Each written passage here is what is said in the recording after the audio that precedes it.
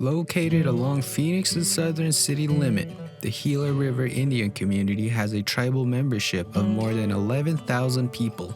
Created in 1859 and federally established in 1939, the community is composed of members of the Akimel O'odham, Pima, and the Maricopa and Pee-Posh people who live toward the water. Two different groups that joined together in the 1840s for farming and mutual defense. Historically, the Akimel O'odham people called themselves the Huhagam, and that name is reflected in the tribe's Huhagam Heritage Center. The Pee-Posh once lived along the Colorado River in small groups. Conflicts with other tribes forced the Pee-Posh to travel east along the Gila River, and they eventually joined together with the Akimel O'odham to become successful farmers.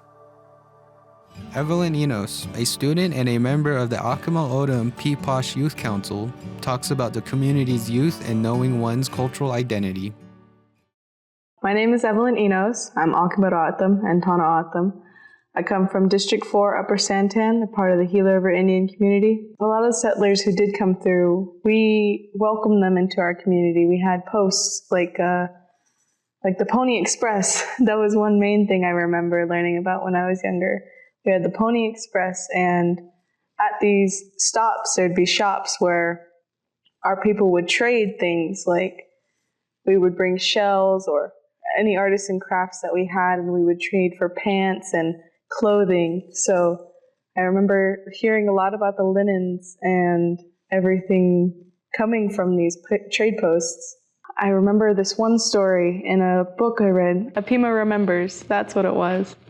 And in the book, it was a story about a young man who would go to these trading posts, and he would bring game or pelts that he had just hunted down and caught, and he would take them and he would trade them for jeans. And then it would talk about our ceremonies that we had, and we would bring these settlers in with us into our communities. Every December 10th, we have the Water Rights Day.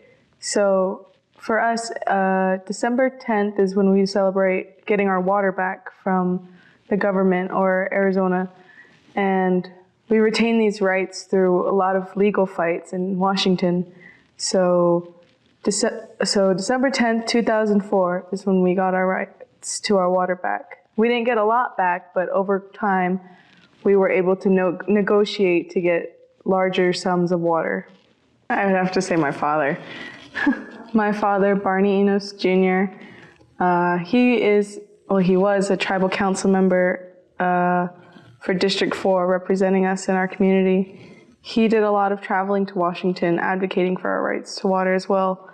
He was there when we signed the bill to get a lot of our water back at the Grand Canyon. And I think another one of our tribal leaders that I look up to would be Stephen Lewis, our governor. Uncle Stephen, everybody knows him. He's always been around in our community, and his father was also one of our governors, and I've always looked up to him. He's a great leader. So in 6th grade was when I got an invitation to ideally join or interview to be on youth council. I didn't know at all what it was at first. All I had known was a lot of these older, cooler teens were joining, and they were giving all these presentations about it, and it looked a lot of fun, but it also was very intimidating by the fact that there was all these teens who knew their identity, who knew who they were through this program. And I believed that when I would join, I would become this person who knew who they were, or ideally culturally represent our community in a better light. So when I did decide to join, it was eye-opening at the fact that we have a lot of youth in our community who are afraid to join because either they don't think they'll be able to advocate or show who they are appropriately. But I think everyone in our community is able to be part of this. Any youth, anyone should be a part of this because it's an opportunity to have like a growing background and knowledge of who you are by connecting with people in our community who are able to give you that cultural knowledge that we want.